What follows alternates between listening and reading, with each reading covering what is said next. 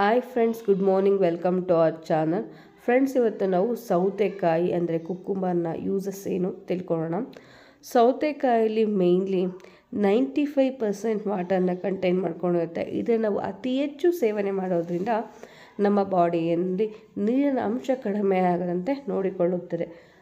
ಇದು ಬೇಸಿಗೆಯಲ್ಲಿ ಉತ್ತಮ ಆಹಾರ ಎಂದು ಪರಿಗಣಿಸಲಾಗುತ್ತದೆ.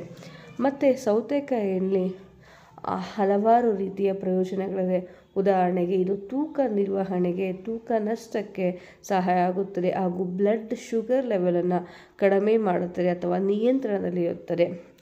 ನೈಟ್ ಅಂದರೆ ರಾತ್ರಿ ಊಟಕ್ಕೂ ಮುಂಚೆ ಸೌತೆಕಾಯಿ ತಿಂದು ಅರ್ಧ ಗಂಟೆ ನಂತರ ಊಟ ಮಾಡಿದರೆ ಇದು ಜೀರ್ಣಶಕ್ತಿಗೆ, ಜೊತೆಗೆ ಸೌತೆಕಾಯಲ್ಲಿ ಕ್ಯಾಲೋರೀಸ್ ತುಂಬ ಕಡಿಮೆ ಇದ್ದು ಅತಿ ಹೆಚ್ಚು ಊಟ ಮಾಡದಂತೆ ನೈಟ್ ಟೈಮ್ ತಡೆಯುತ್ತದೆ. ಇದರಿಂದ ತೂಕವನ್ನು ಆರಾಮಾಗಿ ಇಳಿಸಿಕೊಳ್ಳಬಹುದು. ಮತ್ತು ಸೌತೆಕಾಯಿಯನ್ನು ನಾವು ದಿನದ ಯಾವ ಟೈಮ್ನಲ್ಲಿ ಬೇಕಾದ್ರೂ ಸೇವನೆ ಮಾಡಬಹುದು.